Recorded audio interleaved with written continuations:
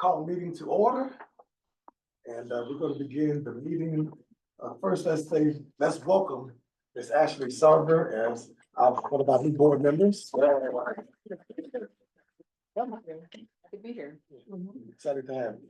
All right, so we're going to begin our meeting with the election of officers to fill the vacancy. We have a vacancy in the position of vice chair. Are there any nominations to fill that office? So we need a nomination. So I would nominate David for vice chair. I'll second. All in favor? Aye. And now we need a nomination to fill the vacancy of secretary treasurer. I'll nominate Ashley Sarver to serve as secretary treasurer. I'll second. All in favor? Aye. Thank you. Congratulations. So now we'll move to Improvements. approval of last month minutes. So me. I'll abstain since I wasn't present. Second, all in favor? Aye. Okay, Rabbi. Okay, great, thanks. Again, I want to welcome Ashley and glad to have her on board and we just real quickly, I know that some of you have not met her. So let's just go around the room real quickly, name and your department position, and so that she can just refamiliarize with who's in the room. Erin? Erin Jenkins, Executive Assistant and Assistant Board Secretary. Susan Campbell, Director of Human Resources and Administration. Paula Hughes, I'm the Grants and Procurement Manager and also the DE Liaison Officer. Dan Milkus, Director of Operations. Rex McAlvin, Training, Safety and Security. Brandon Rucker, Associate Planner with Region Board Planning Council. Ron Pretty, Fair Transit Manager. Cedric Keaton, Fixed Route Operations Manager. Lawrence Sunil, Facility Building Manager. George Orth, Maintenance Manager. Orlando Totley, Marketing and Communications. Nice to meet you all. Thank you, everyone. All right, in our ongoing effort to recognize employees of RMT and their anniversaries, note the following individuals who are celebrating the anniversary with RMTD for the month of August. We have Dennis Walston, 30 years as a bus operator. Ali Anasowski, 25 years as a fixed route operator.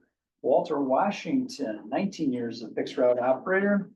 Lawrence Tenniel, 13 years, facilities manager. All right.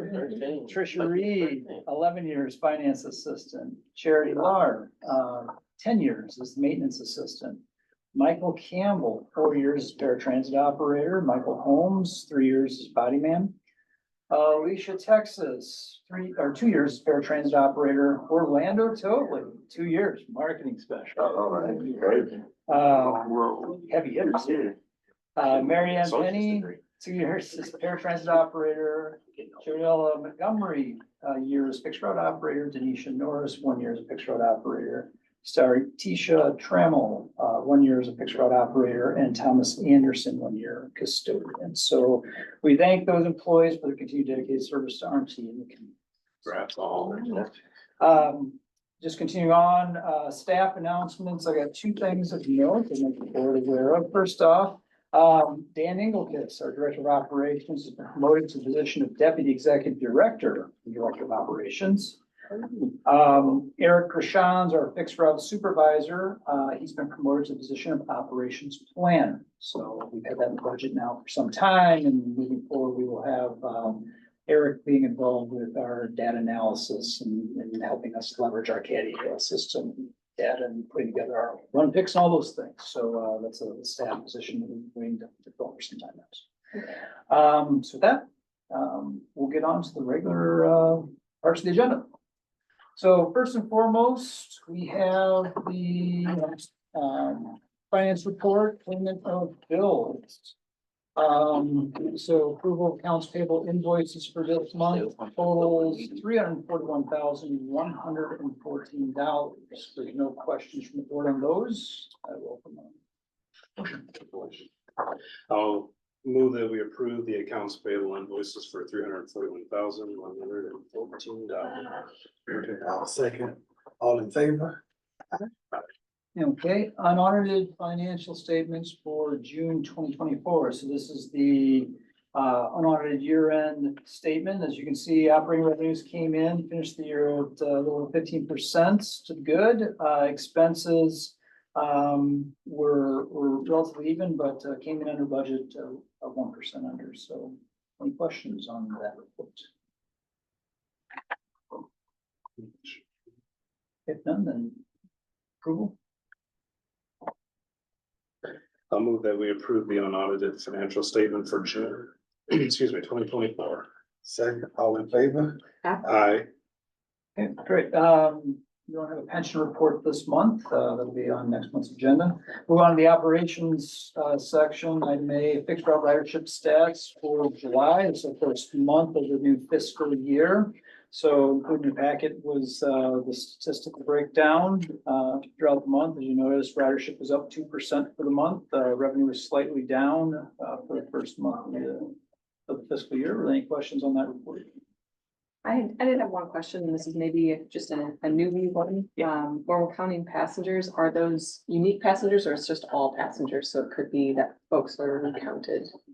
It's every time that a passenger steps on, they get counted, the fare box by inserting whatever, ticket or cash into that automatically counts them. If it's a ID that somebody has that doesn't register on the fare box, they're counted by the operator as a ride. Okay. And then Transfer. if you're transferring, and it'd be another one, you're transferring, then that would be counted as another ride, right? Okay. We segregate out those that transfer, that are paying cash. They're issued a ticket after they pay cash that registers them as a transfer. Otherwise, for somebody who has a pass, it's just another ride, not classified as a transfer. Okay. But yeah, every individual person that boards is counted. Thank you.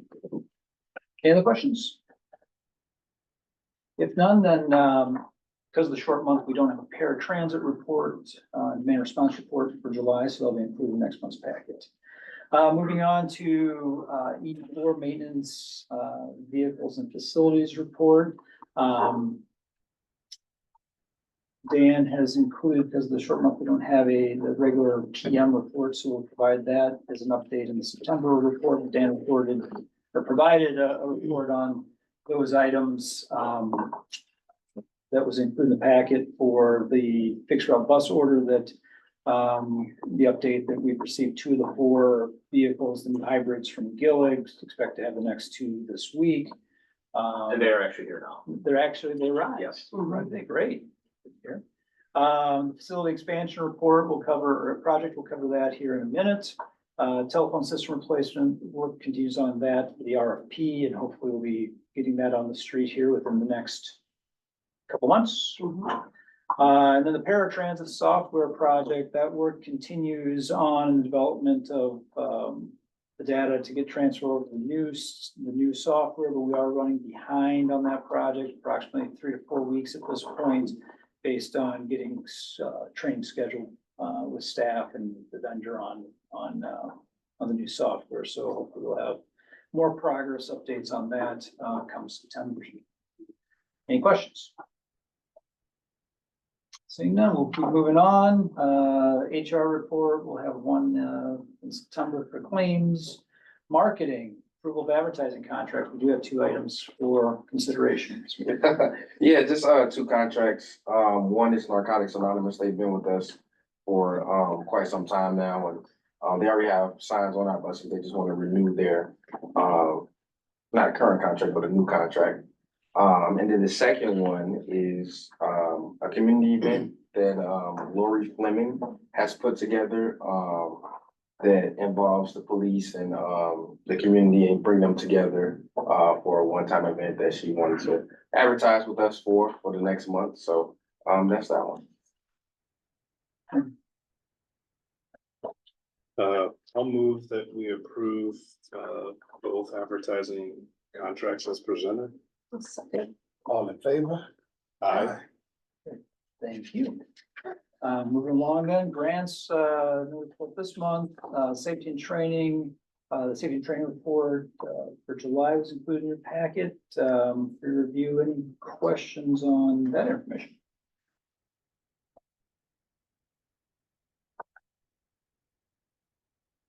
No. Okay, good.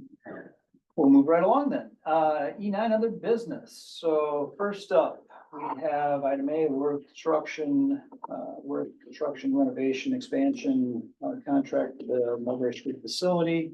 Paula, you want to walk us through the memo included in the packet for bid review? We actually got to go out for bid finally for the big project. We opened the bids on July 25th, and as you can see, we got 5 bids in. The low bid was Gonzoli for $29,577,000. That is only the base bid. We did not choose any of the alternates, so that's just the base bid. And we are gonna be funding this wholly out of state funds, mostly from the rebuild funding, from rebuild 2 and 3. There is some old, cap 14-1029, some old state funds that we're gonna use about $500,000, which will also be used towards that. We do have to, get pre-award concurrence from IDOT before we can officially award this.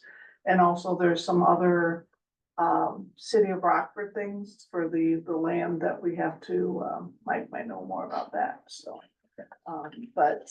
Anyways, we need you to approve the $29,577,000 to construct the renovation and addition to the 520 Mulberry facility.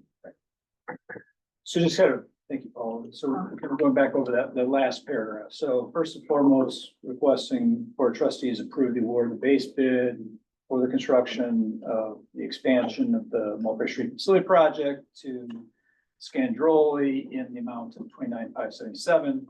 And then following that, then authorize me, the executive director, to execute the contract contingent, obviously, on three things, right? First and foremost, your approval of the bid. 2, IDOT's pre-award concurrence, and then 3, the city of Rockford's transfer of the project property and right of way to RMT's ownership. So the contract cannot be executed until those 3 things have occurred. So questions on any of the information? It's an exciting day. Oh, yeah, this is a big one. We've been working on it. Going Right.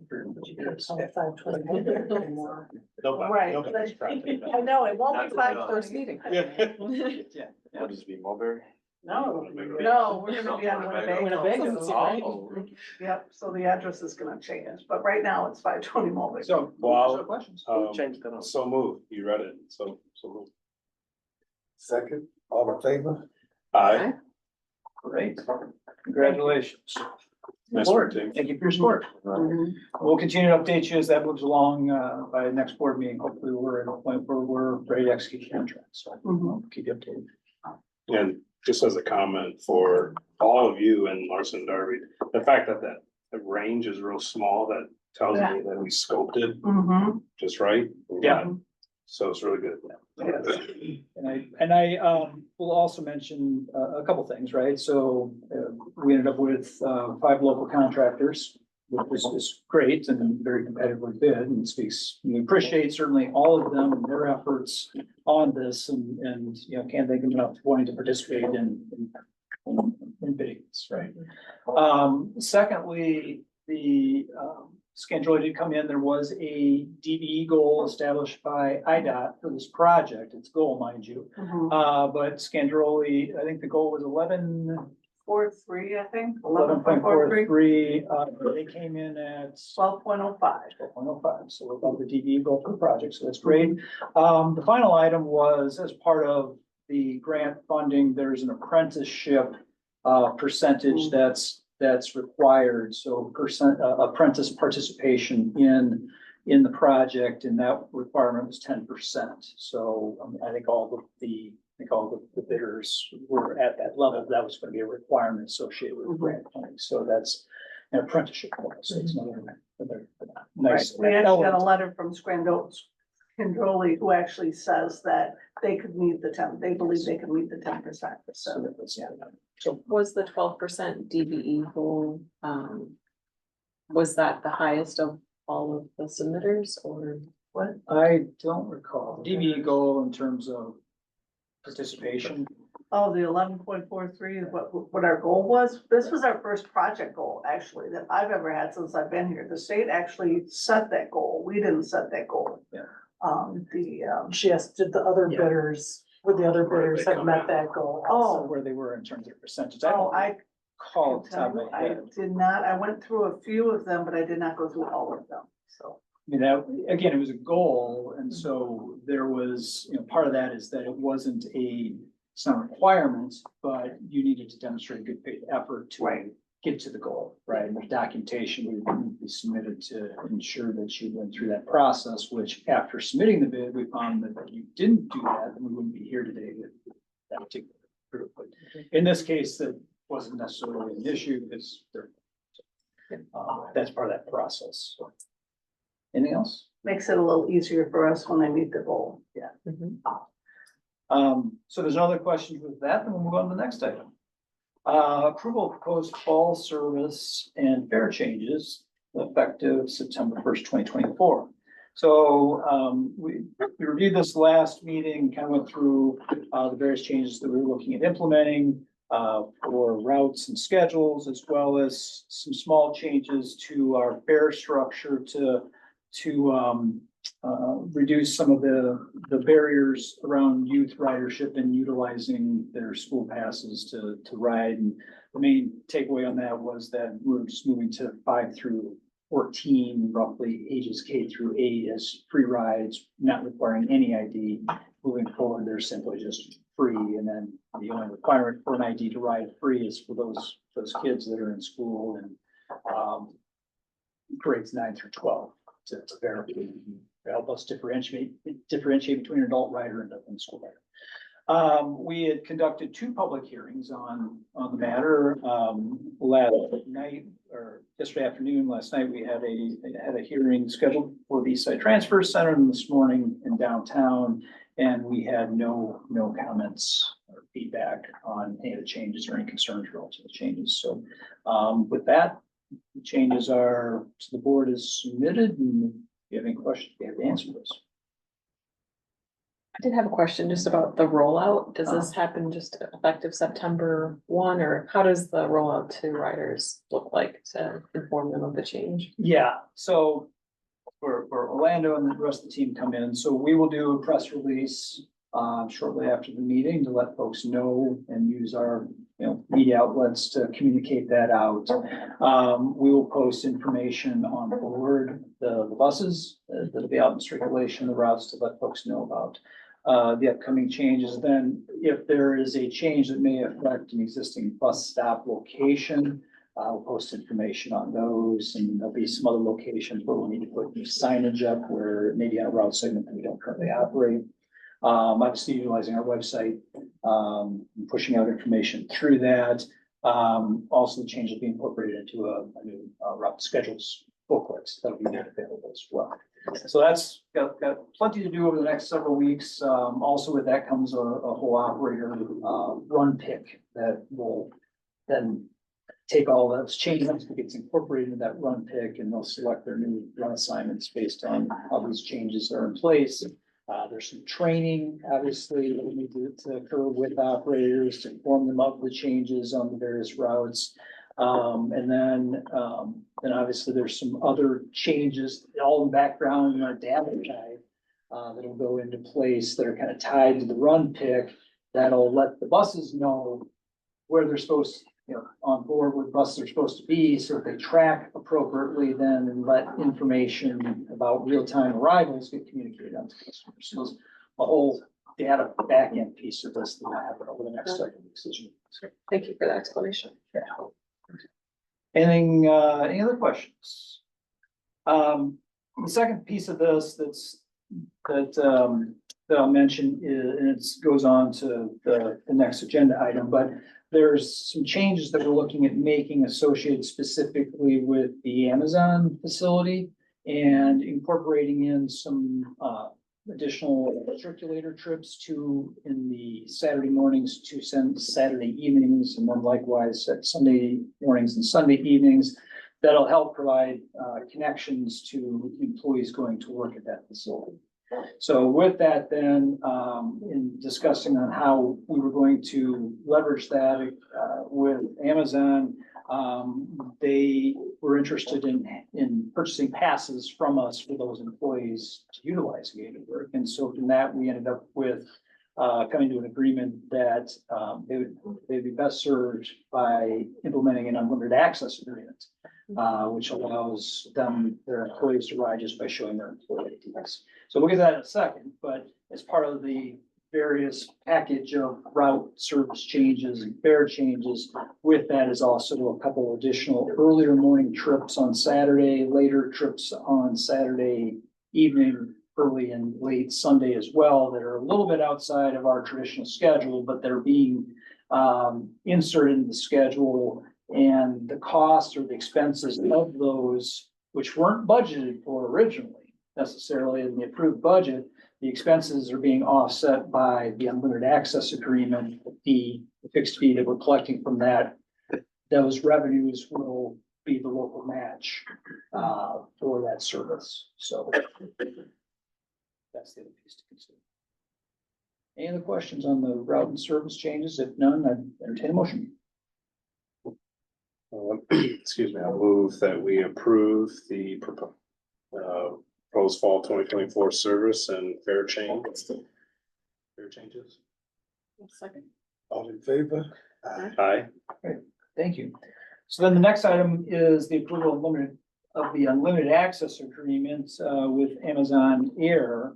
At this point, we're still working through kind of the contract language on this, but essentially, as I just described, the crux of it is that we're going to allow their employees to ride by showing their ID.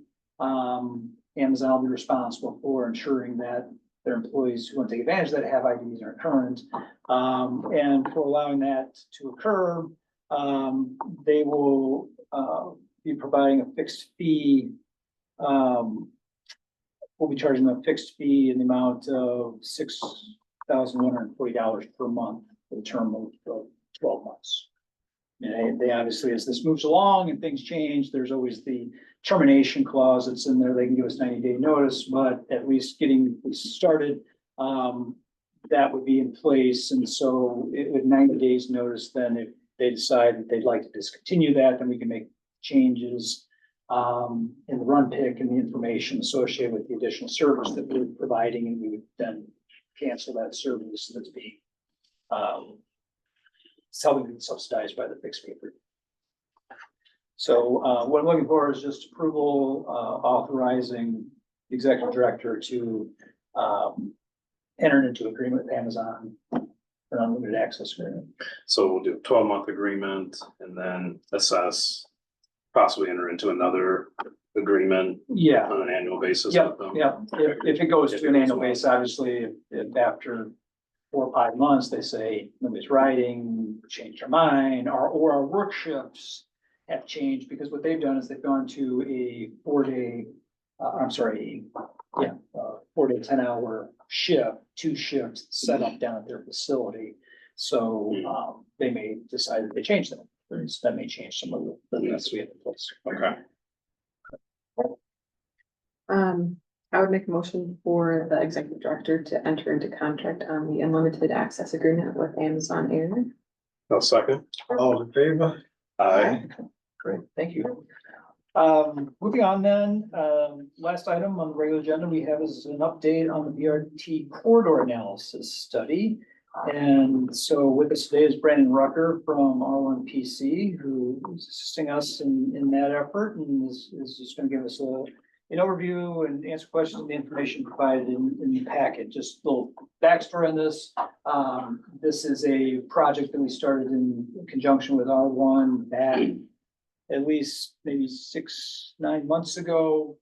Went out to secure a consultant to help us analyze, what's the future potential for a enhanced service network or a specific BRT route in our community, and kind of taking us through the exercise, going through all the data analysis and site analysis and so forth. So Sam Schwartz is leading that effort. They're a subsidiary of T.Y. Lin Company, and they also were the consultants that assisted us with the comprehensive mobility analysis that we conducted back how long ago that was, 2018, 2019, 2020. So Brandon? Thanks, Michael. So I believe that there are some materials in the meeting packet that I'm guessing you guys all have on the iPads. But basically Sam Schwartz have been helping with this bus rapid transit corridor analysis study, and if you can see by the timeline, they've kind of split things up into tasks. So they've finished task 2 and 3 and are kind of wrapping up task 4. Task 2, just to give a brief overview, they kind of looked at some peer agencies with similar population sizes and population densities, figured out some of the characteristics of their bus rapid transit systems, things like service hours, fares, funding sources. Page 44. Sorry. Tab. Yeah, thanks. Yeah, thank you. And then kind of one of the main pieces from that task was they put together a typology that defined the different levels of BRT and their associated service and infrastructure needs. There is an image, I believe, titled Review of BRT Service Typology that kind of lists those. And then in task 3, they used basically a lot of the data that we already had for RMTE, so the fixed route system, bench locations, shelters, of course, the facilities, to kind of run a data analysis and score the different corridors. I'm sorry, scoring is the next one. But this included like census tract level data adjacent to each of the routes that passed through. As well as other things like historic ridership data and the proximity to employment centers and healthcare facilities. The memo that they have in the meeting packet outlines the evaluation and scoring criteria that they use to calculate each of the RMCD weekday routes. And then task 4, which they're nearly wrapped up with, they scored each of the existing weekday routes and provided us with preliminary results. The picture titled Rankings of Routes Based on Total Scores shows the top 10 routes based on the feasibility to implement BRT. But please note that they are just preliminary results and they're still subject to change. But they will likely be finalized, I would imagine, sometime maybe in our next meeting. Sam Schwartz also noted that none of the full routes scored that particularly well, but some segments within the routes scored higher for some of the criteria. And then lastly, they used the service and infrastructure typology to from task 2 to calculate what each of the routes would need to improve to achieve low, medium, and high levels of BRT. So as you can see on the image titled Weekday Service Increases Needed to Achieve BRT Service Topologies, most of the weekday routes would need some pretty significant service and infrastructure improvements to achieve some of those levels of BRT. But one of the questions that they had at the last meeting was if we could kind of implement more of a custom built option, which I would assume is what we're planning to do. You know, something that capitalized on the offerings of multiple corridors within multiple routes, as it would be easier to focus on a single flagship corridor than several targeted improvements. The next meeting is going to be a workshop on the draft findings, so I'm guessing we'll discuss that a little further. But overall, as you can tell by the schedule and timeline, if you have that, they've stuck to their timeline pretty well, and they only have really a couple tasks remaining, and they should have a final plan ready by early November. So just going back, obviously they have all the data, they're looking at each one of the evaluation criteria that we worked with them on establishing, obviously based on their experience and practice with other agencies, they have the 4 criteria. demand potential, operational feasibility, social equity, impact, and connectivity and integration. So a lot of subcomponents of that, but take all the data and all the segments, apply those. As Brandon mentioned, in a lot of those cases, it's some of these routes, it's more about the segments of the route. As they start breaking the long routes into various segments and looking at, how those four criteria apply to those segments to help with the ranking. And so when you look at, what I think he mentioned the ranking of routes, they rank in at these various levels, but some of that's dictated by certain segments of just the route, not the full route that really drove the ranking for each one of these.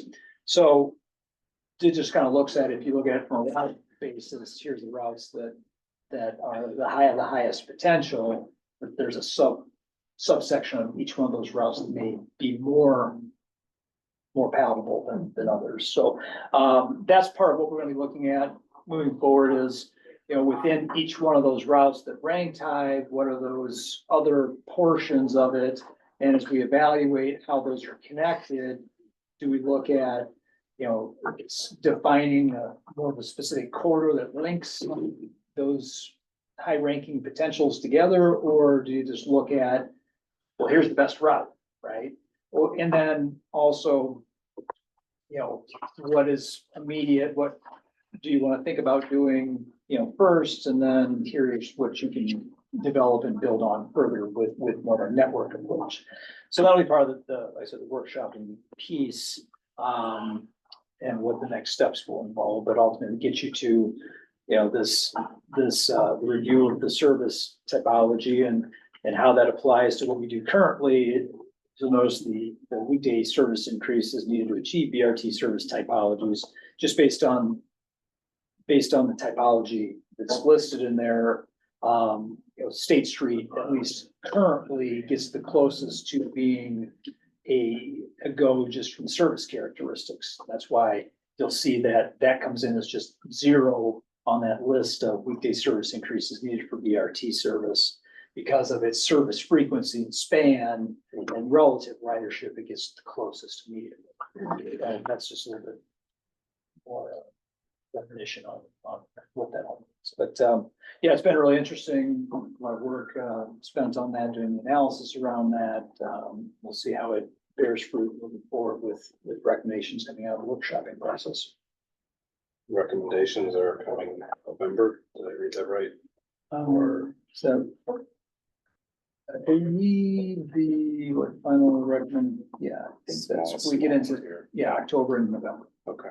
Yes, it's good.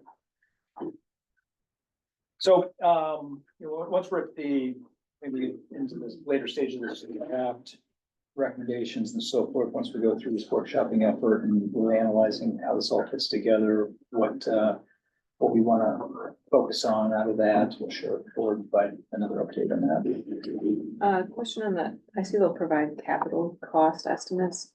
Yeah. Is operational costs part of their scope as well with that? They're generally, yes. I was thinking about where that comes in on that. I think that gets into the draft plan, where they assess that more so, but they're trying to get into the capital cost. There's the low, medium, and high. And so in looking at, there's a peer analysis that they've done, and there's some other kind of baselines out there on cost per mile.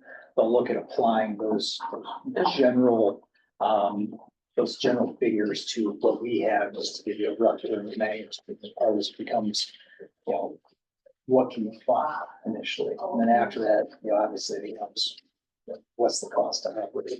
Yeah.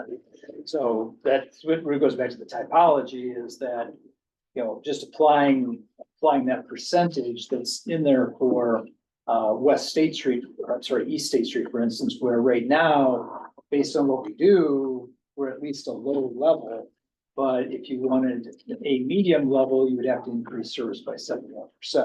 So take your existing operating expenses today and increase those by 71%. That's what they're talking about, and how that applies that in terms of the additional cost increases. So there's some some baseline that we can do based on that. From a strategy standpoint, as we get towards the recommendations, I'm curious, like, if we choose to say yes to BRT and we choose one or multiple routes or some, I would like to see, like, what's the implications to the broader system? Like, are there other benefits that occur, right? So when I look at the goals of improved travel time and reliability, I would hope that we could see not just on that line, but system-wide, right? So Yeah. some tangible benefits to other, even though a line may not be BRT eligible, but we can improve door-to-door times, Right. frequencies. That'd be helpful to see, Right. I think, as a board and organization. We'll talk with the consultant about that as we move forward, make sure we're capturing that appropriately. But yeah, I think, in general, it becomes the framework for how do you apply this criteria to your high priority routes and network, and why it may not be the gold standard. It's this, we know what path we want to go and where we want to focus, and as we're making investments in service increases, right? Just fundamentally increasing service to grow ridership, here's where you really want to focus that investment. That's just in your operating expenses in your budget, but beyond that, it becomes a capital investment that follows with that. Really, what are those BRT elements that we want to really start looking at? And those, we'll have some, like I said, some figures on what that could cost us, and that really becomes more of a broader discussion on what's the funding path, capital, what type of grants are you looking at, and what are those conversations, both not only federally, state level, but local level. So this just helps, just the beginning and setting a path forward to let us know where we want to focus on and how do we want to proceed. Which is good. Yeah, I had just one more question. What were the other peer communities that were looked at? Yeah, I'm not sure if either of you guys remember a lot of those. Of course, I remember Rochester, Minnesota. That's one that's to come, and that's because I'm from there. I think, I don't even. Yeah, there were, what we looked at in those, and we can share that with the board too, is that we have we don't include that in the package, but we can follow up with that. It was communities of similar size to us in terms of metropolitan area. We tried to exclude university communities, slightly different characteristics. And then I think what the other criteria is, but off the top of my head, Rochester, Birmingham, Alabama, not Fort Wayne, because they don't have that. So one in Ohio, maybe? There may have been Columbus. No, Columbus wasn't there, but we'll share the information. Those are just a couple top of the head. But those were the kind of Topeka, Kansas, I think. Or Omaha. It was Omaha. It was Omaha. Yeah, that's Topeka. Omaha. Kansas in it. So those are three at least, that you may have heard of recently, and we can provide that supplemental information here. But we were trying to find, what was the experience in these other communities? How did they approach it? Was it one blank? What are lessons learned? And so Sam Swartz, that was one of the tests there. Okay. If there's no other questions with that, then we did have on the agenda, the next meeting is scheduled for September 23rd. I think we agreed last meeting, right, that we were going to cancel the scheduled August meeting and combine with this meeting. So the next scheduled meeting is in August or September 23rd. Does that work for everyone? Okay, I'll send calendar invites out. Okay. Okay, great. And then we did have executive session on the agenda, but I do not have anything for you to share with you this month, so I'm going to strike that. So we're at the end of the agenda. I move that we adjourn. All opposed? Aye. Thank you. You. Be there.